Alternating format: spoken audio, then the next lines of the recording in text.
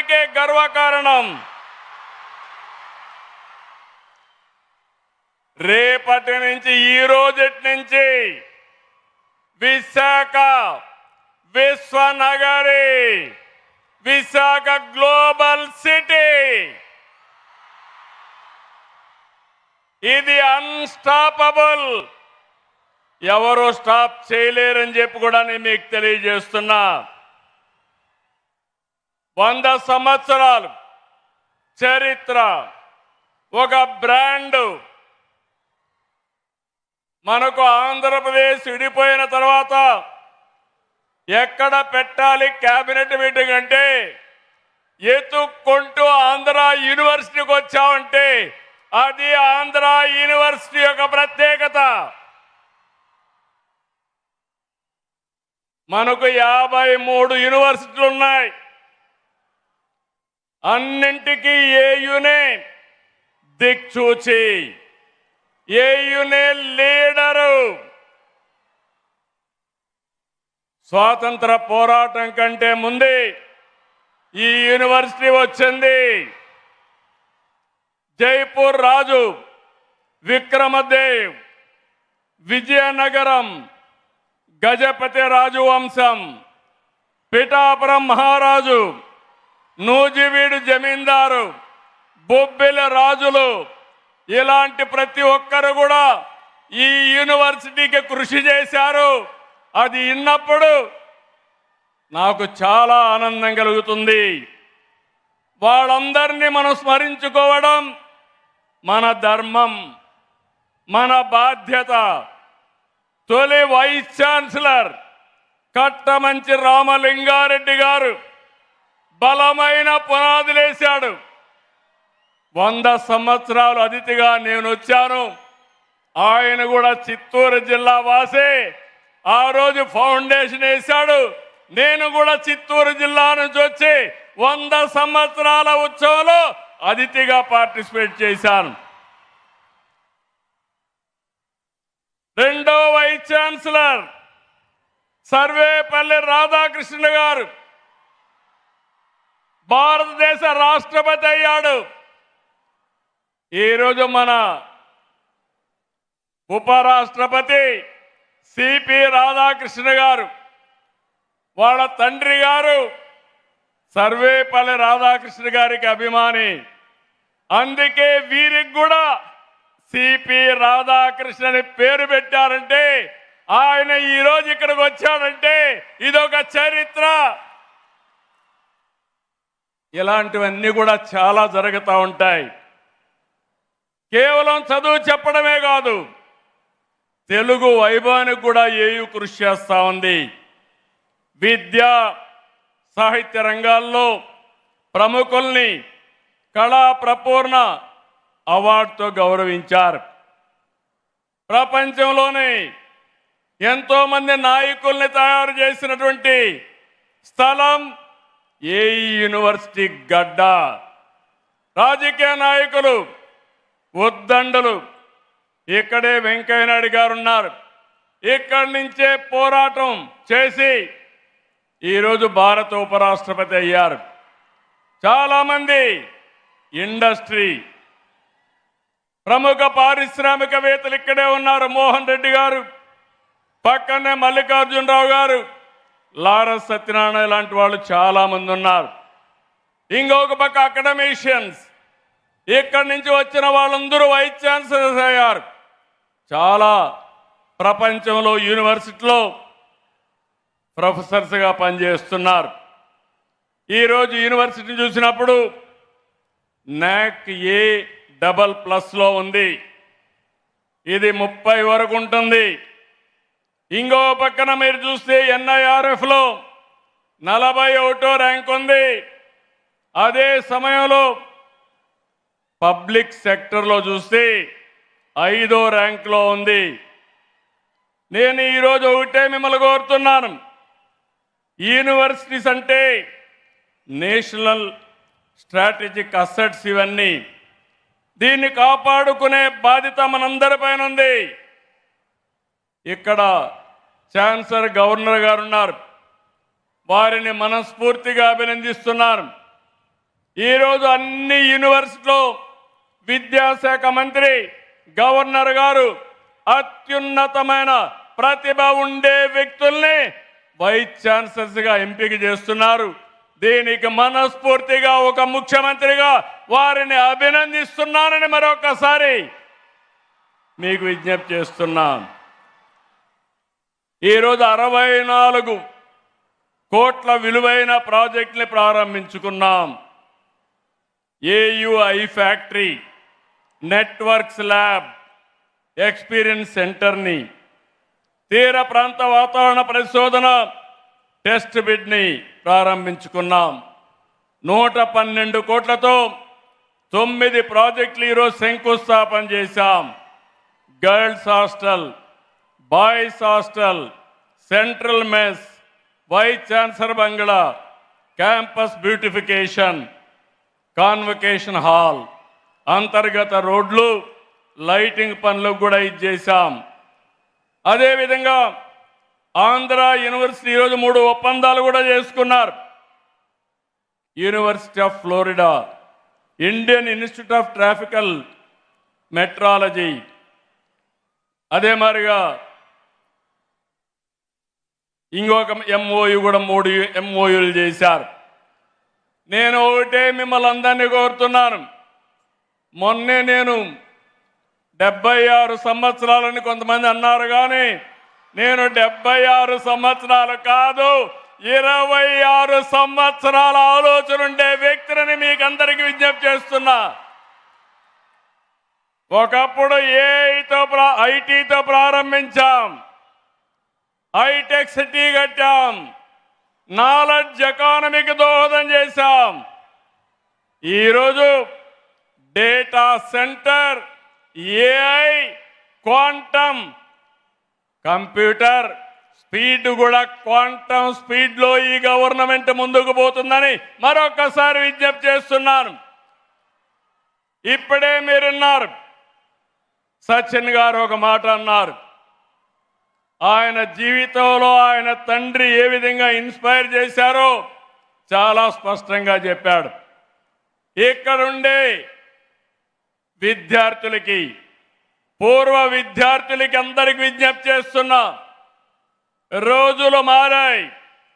సాధారణమైన వ్యక్తులం అసాధారణమైన శక్తిగా తయారయ్యే శక్తి సామర్థ్యం మనకుందని మరొకసారి మీకు విజ్ఞప్తి చేస్తున్నా. నాలెడ్జ్, ఇన్నోవేషన్, టెక్నాలజీ, స్టార్టప్ల కాలం, దానిపైన దృష్టి పెట్టండి. యూనివర్సిటీ అంటే కేవలం డిగ్రీ పట్టాలు ఇచ్చే విద్యా కేంద్రాలే కాదు, సమాజాన్ని ప్రభావితం చేసి ఆవిష్కరణలకు వేదిక కావాలి. పారిశ్రామిక రంగానికి యూనివర్సిటీ అనుసంధానం కావాలి. అప్పుడే మిమ్మల్ని కోరుతున్నా, మీరు ఉద్యోగం చేయడం కాదు, 10 మందికి ఉద్యోగాలు ఇచ్చే శక్తి మీకు రావాలి. దానికి సహకరించడానికి ప్రభుత్వం సిద్ధంగా ఉందని మరొకసారి విజ్ఞప్తి చేస్తున్నా. అందుకని వైస్ ఛాన్సలర్ గారు కోరుతున్నాను, ఏయుకి బ్రాండ్ ఉంది. మీరు అడిగితే ప్రపంచంలో ఉండే యూనివర్సిటీలన్నీ మీతో ఎంఓయూలు చేసుకోవడానికి సిద్ధంగా ఉన్నారు, భాగస్వామి అవుతారు. రేపు రాబోయే రోజుల్లో 100 దేశాల నుంచి స్టూడెంట్లు మన ఏయులో చదివే రోజు తొందరలోనే వస్తుంది. రెండోది, సరికొత్త ఆలోచనలు, ఆవిష్కరణలతో, నాలెడ్జ్తో సంపదకు సృష్టించే మార్గదర్శకులుగా మీరు తయారు కావాలి. ఈ ప్రభుత్వం ఒక ఆలోచన ఒకటి, 1 ఫ్యామిలీ 1 ఆంటర్‌ప్రెన్యూర్. ఆంధ్ర యూనివర్సిటీ ఎంతమందిని తయారు చేయగలుగుతారో అది మీ మీద ఆధారపడుతుంది. ఇక్కడనే రతన్ టాటా ఇన్నోవేషన్ హబ్ కూడా ఇక్కడే పెట్టాం. భవిష్యత్ అంతా డేటా సెంటర్, ఏఐ, క్వాంటమ్ రంగాలదే. అందుకే దీనికి ప్రాధాన్యత ఎక్కువ ఇస్తున్నాం. నేను ఎప్పుడూ ఒకటే చెప్తాను, పిల్లలకు పేరెంట్స్ ఇచ్చే ఆస్తి చదువు. చదువుతో ప్రపంచాన్ని జయించే ఆత్మవిశ్వాసం వారికి వస్తుంది. మీ క్యాంపస్ను చూస్తే ఇప్పుడే మీ మంత్రి గారు చెప్పినట్టు నాకు కూడా చాలా అసూయ కలుగుతుంది. సుందరమైన ప్రాంతం ఈ యొక్క ఏయు యూనివర్సిటీ.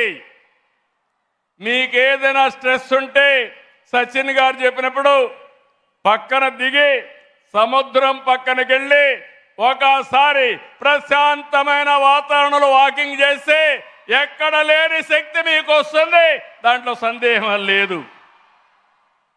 Beautiful campus. మీరందరూ అదృష్టవంతులు. నాకు అనిపిస్తా ఉంది మళ్ళా ఇక్కడ చదువుకుంటే ఎంత బాగుంటుందో అనే ఆలోచన వచ్చే పరిస్థితి వస్తూ ఉంది. ఈ విశ్వవిద్యాలయం భావితరాల నాయకుల్ని తయారు చేయాల్సిన అవసరం ఉంది. నేను అందుకనే మీ మంత్రి గారు 250 కోట్లు అడిగాడు. నేను ఒకటే మీ యూనివర్సిటీ వైస్ ఛాన్సలర్కి ఒక టార్గెట్ ఇస్తున్నా. ఆ టార్గెట్ మీరు ఆలోచిస్తే ఆంధ్ర యూనివర్సిటీ భారతదేశంలో టాప్ 5లో ఒకటి కావాలని నా ఆకాంక్ష. దానికి రాత్రింబగళ్ళు చేయాలి. ప్రపంచంలో టాప్ 100లో ఆంధ్ర యూనివర్సిటీ ఉండాలి. దీనికోసం డబ్బులు కూడా కావాలి. అందుకే నేను అనౌన్స్ చేస్తున్నా 500 కోట్ల రూపాయలు ఆంధ్ర యూనివర్సిటీకి ఇస్తాం. మా మల్లికార్జునరావు గారు లేచి చప్పట్లు బాగానే కొట్టాడు. మల్లికార్జునరావు గారు, మోహన్ రెడ్డి గారు, ఇక్కడ లారస్ సత్యనారాయణ గారు, అందరూ వ్యాపారస్తులు ఉన్నారు. మీ అందరికీ అప్పచెప్తున్నా, ప్రతి ఒక్క విద్యార్థి 1 రూపాయి అయినా కాంట్రిబ్యూట్ చేసి మరో 500 కోట్ల రూపాయలు కార్పస్ అభివృద్ధి కావాలి. సిద్ధమా తమ్ముళ్ళని మిమ్మల్ని అడుగుతున్నా. ఇక్కడుండే తమ్ముళ్ళు ఏంటని అడుగుతున్నా. ఇక్కడ మా ప్రొఫెసర్స్ ఉన్నారు, అందరూ కూడా వివిధ స్థాయిల్లో ఉన్నారు. ఇక్కడుండే మోహన్ రెడ్డి గారు, ఇక్కడుండే మల్లికార్జునరావు గారు, లారస్ సత్యనారాయణ గారు. మీరు అనుకుంటే ఇది సాధ్యం చేస్తామని వాళ్ళకందరికీ హామీ ఇమ్మని కోరుతున్నా. తప్పకుండా సంకల్పం ఉంటే 100 సంవత్సరాలు చరిత్రలో చెప్తున్నా. మళ్ళీ ఇది రాబోయే 100 సంవత్సరాల్లో మరొక చరిత్ర క్రియేట్ చేసి భారతదేశంలోనే ఒక బెస్ట్ బ్రాండ్గా తయారవుతుందని చెప్పి తెలియజేసుకుంటూ, అలాంటి యూనివర్సిటీకి వచ్చి ఈరోజు పార్టిసిపేట్ చేయడం ఇది నా పూర్వజన్మ సుకృతం, నా అదృష్టం. బంగారు లాంటి విద్యార్థులు ఉన్నారు, మంచి మనసుండే ప్రొఫెసర్లు ఉన్నారు. అందరికీ విజ్ఞప్తి చేస్తున్నా, నేను ప్రపంచంలో ఉండే నాలెడ్జ్ని తీసుకొస్తాం. మీ మంత్రి గారు కూడా అన్ని కంపెనీలు తీసుకొచ్చే పరిస్థితిలో ఉన్నారు. మా ఆలోచన ఒకటి, నేను కానీ మా మిత్రుడు పవన్ కళ్యాణ్ గారు జనసేన అధినేత ఈ రాష్ట్రాన్ని పునర్నిర్మాణం చేయాలని ముందుకొచ్చాం. ఈ పునర్నిర్మాణ కార్యక్రమానికి, తెలుగు జాతి పూర్వ వైభవానికి మన ప్రియతమ ప్రధాని నరేంద్ర మోడీ గారు పూర్తిగా సహకరిస్తున్నారు. వారి సంకల్పం వికసిత్ భారత్ 2047. మా సంకల్పం స్వర్ణాంధ్రప్రదేశ్ 2047.